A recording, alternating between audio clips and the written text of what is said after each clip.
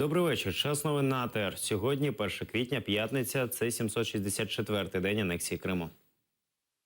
США дасть в борг Україні ще 1 мільярд. Сайт президента України повідомляє про зустріч Петра Порошенка із президентом Сполучених Штатів Америки Бараком Обамою. Глави держав обговорили ситуацію на Донбасі та в Криму і скоординували зусилля для повного виконання Росією мінських домовленостей. Президенти також обговорили питання розвитку стратегічного партнерства між Україною і США. Окрему увагу було приділено необхідності якнайшвидшого формування зорієнтованих на реформи коаліції та уряду в Україні. Президент Обама підтвердив готовність надати третій транш кредитних гарантій у розмірі $1 мільярду США по завершеності процесу формування уряду в Україні.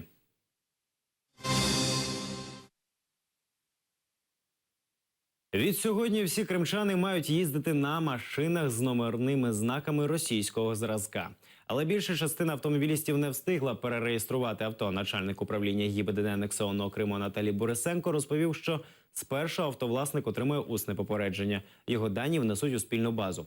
Упродовж 10 днів необхідно змінити номери. За 10 днів водієві загрожує штраф від 500 до 800 рублів. Наступний штраф – 5000 рублів або позбавлення права керування від місяця до 3.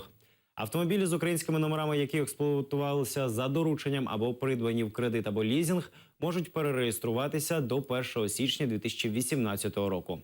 Тим часом на адміністративному кордоні з Кримом спостерігають за чергами кримчан, що виїжджають на авто з півострова. До 1 апреля. Ну, на таможне предупреждают. Въехать обратно не получится, только выехать. А что потом делать, как ездить? Что хочешь, то и делать. А у вас родственники там? Да, конечно, много. На маршрутке буду ездить. Сейчас выгоняю машину родственнику. Подарок из Крыма. Не хочу менять номера на российские, вот и все. То есть продавать будете? Ну, продавать или ездить там. Мне по документам сказали, извините, все, до свидания. Подарите племяннику, да? Да, в Сумах живет. А вы сейчас везете машину как раз или что? Да. Когда завтра уже поздно будет. Сегодня сказали, что до 0 часов. Все, потом уже везем. А кто сказал? Таможня. Там уже таможня говорит. А что с номерами будете делать? Меняете? Ну, а куда нам деваться? Куда нам деваться? А как потом ехать в Украину? Сюда? Будем пешком добираться. Было бы желание приехать, мы приедем. У Криму розпочався черговий карантин – пташиний. Через хворобу Ньюкасла в особистих підсобних господарствах Первомайського, Сімферопольського, Красноперекопського, Чорноморського районах і міського округу Судаку оголошений карантин.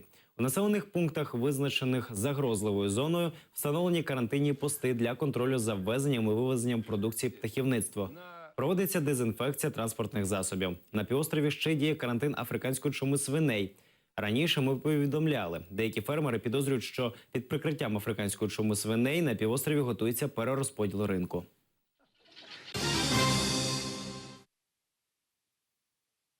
Глава Держкомнадсу окупованого Криму Заур Смірнов буде підтримувати звинувачення в справі Меджлісу.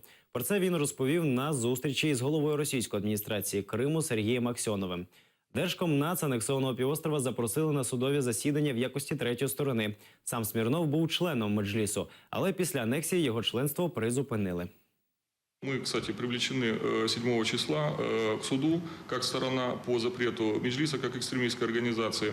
Будем полностью здесь поддерживать сторону обвинения, готовим все материалы. Считаю, что Меджлис утратил право называться крымско-татарским. Действия по блокаде Крыма, действия по организации вооруженных формирований, незаконных экстремистских организаций, которые происходят в Украине, при непосредственной организации Меджлиса, при его участии, конечно же, давно уже перестали давать ему право называться крымско-татарским. Я уверен, что такая организация в Крыму и в Российской Федерации должна быть запрещена. Мы будем это отстаивать в суде.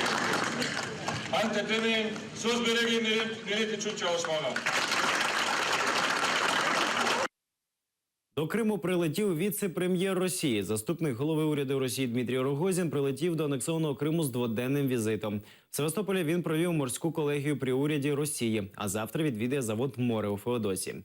Останній Рогозін був у Криму в грудні 2015-го. Тоді він проводив нараду щодо роботи підприємств оборонно-промислового комплексу. Росія привласнює і переміщує українські музейні цінності з Криму. Про це під час години запитань до уряду у Верховній Раді повідомив міністр культури України В'ячеслав Кириленко. Він наголосив на тому, що Україна у співпраці з міжнародною спільнотою має запобігти вивезенню цінностей з окупованої території. Також він розповів, що його міністерство готує заборону на екстремістську російську літературу і її ввіз до України. Кириленко каже, що має список видань, що підпадають під цю заборону. Станом на 1 січня 2014 року кількість предметів основного фонду, які зберігались у музейних закладах Криму, складала 925 тисяч 916 одиниць зберігання.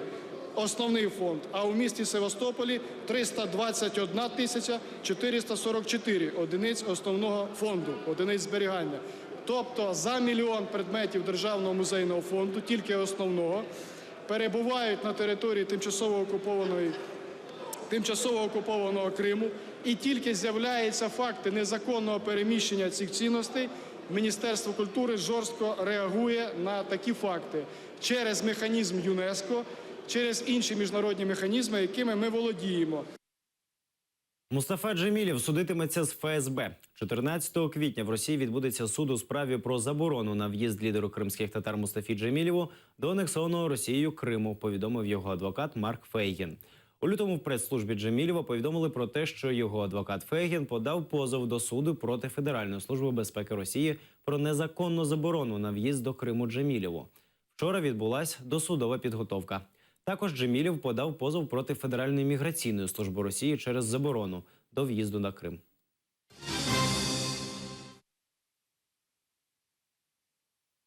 У Києві пройшла акція на підтримку режисера Олега Сенцова. Це відбулось під час церемонії закриття 13-го міжнародного фестивалю документального кіно про права людини «Docudays.ua».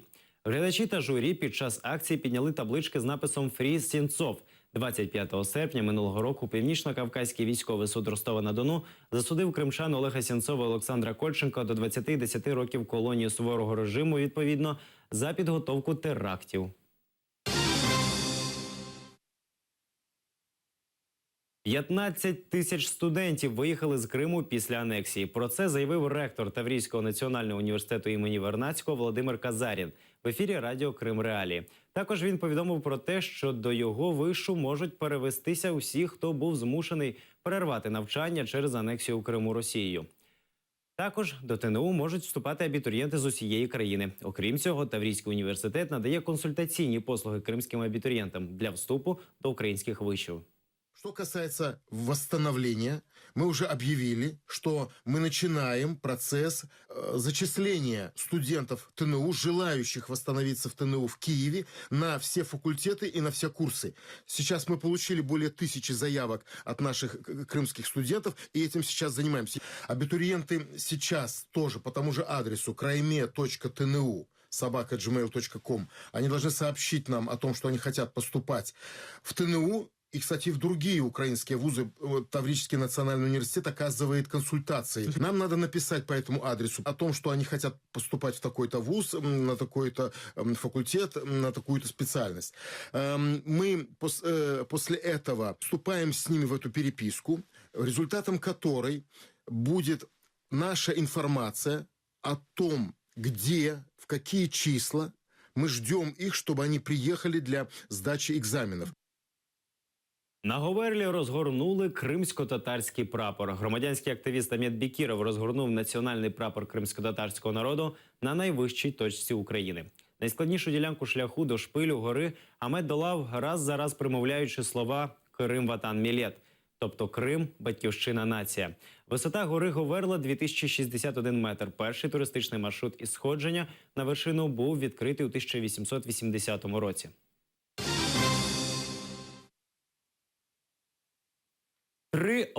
З таким рахунком кримсько-татарська футбольна команда «Адалет» перемогла у київському відкритому чемпіонаті аматорських команд. Противником у цьому матчі була команда «Інтерпро». Дільвір Османов забив 2 голи, а Осман Соцький – 1 гол. Команда «Адалет» наразі посідає 5-те місце серед 12 київських команд. Команду створили влітку минулого року. До її складу увійшли кримські татари, що наразі проживають у столиці України.